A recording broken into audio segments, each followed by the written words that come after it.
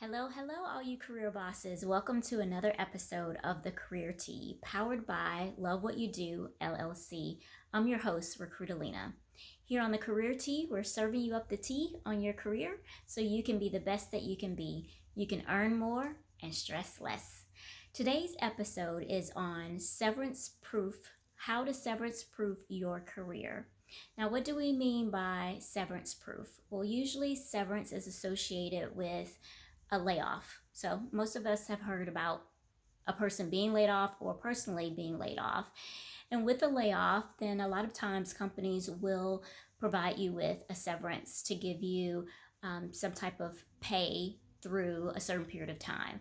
Now, that severance could come that day and say, hey, as of today, you're no longer employed by this company. Here's a severance paperwork, and we'll pay you out in a lump sum or over a period of time.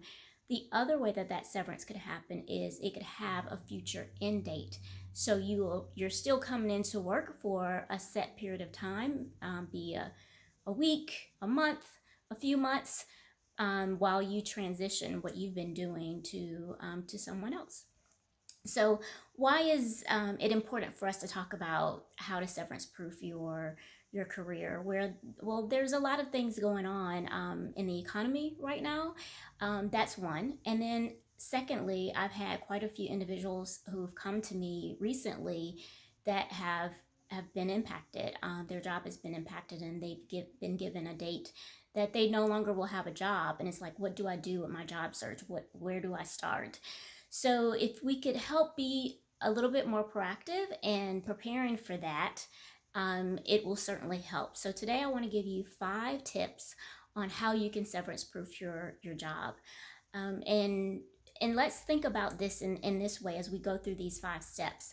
Because when you are laid off from a job, when you have that end date, you no longer have access to your computer, your work computer. So if you think of all of the tips that we're talking about today, is you have no access to anything that you've saved on your computer if you are told that day you're no longer an employee of that company.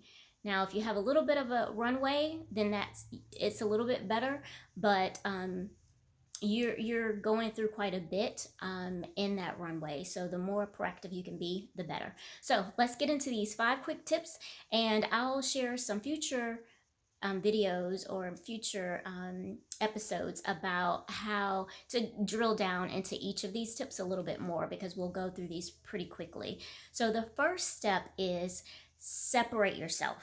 Separate yourself as an employee and as an employeepreneur. What do I mean by that? So as an employee, you have loaned yourself out to this company. In return for the work that you do, they pay you. As an employeepreneur, then you are owning yourself, your identity, with the information that you have shared with this company, that you've provided for this company, that you've worked to produce for this company. So think of yourself separately, because you must manage your career as a business. So how do you do that? So a lot of times we conveniently save things on our work computer, be it family photos that it's just convenient for us to save them on our work computer, and we'll say, oh, we'll download them later, or we'll move them later.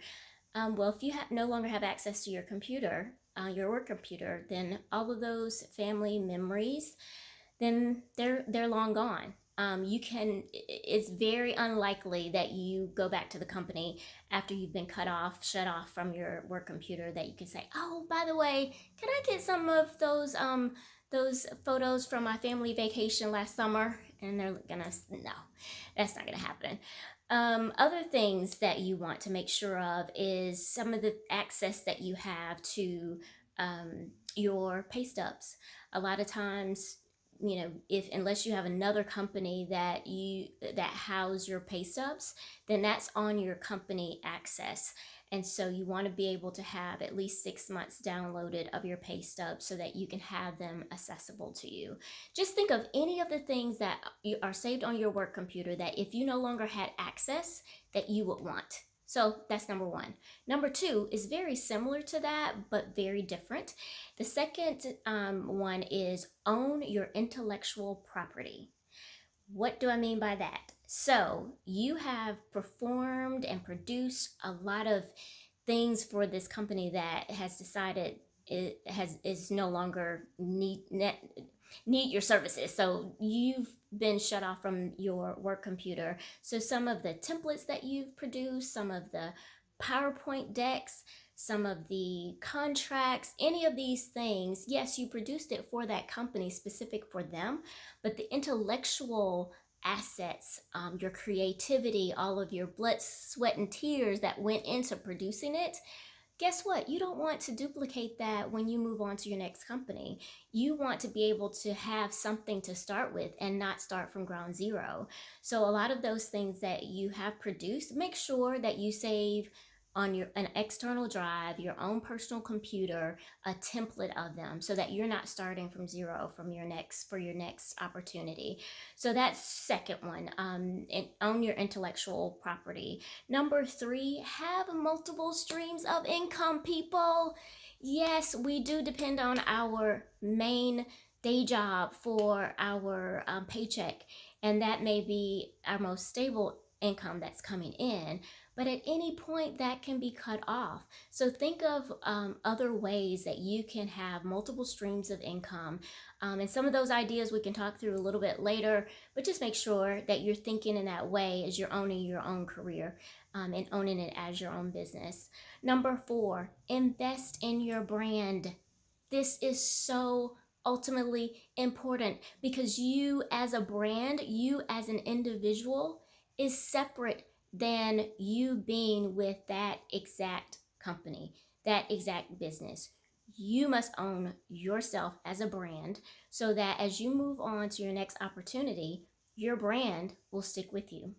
Number five, and the last and the biggest one, while I take a sip of tea,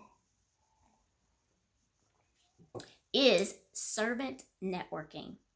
Now, this term, some wonder, what does servant networking mean? Because I hear networking, I hate networking, I hate even the idea of networking.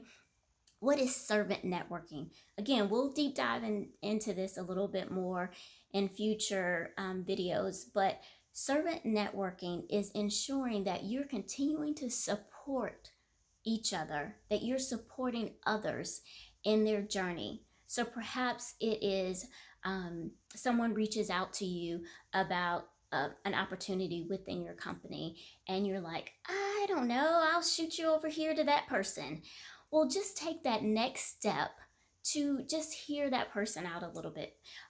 Sometimes we just get so busy that we forget how important it is to really serve others in their support or in their journey, and how that will come back to us. It helps us in the moment, but then in the future, you never know when those circles come back around, and we need support from other individuals. So again, we'll talk through that a lot more, but wanted to be able to give you these 5 quick tips on how to severance proof your career, because there's so much going on within the economy right now, and there will be some fallout. There will be companies who will not be able to make it through the things that are going on right now, and we want to make sure that we're preparing ourselves to be the career bosses that we are.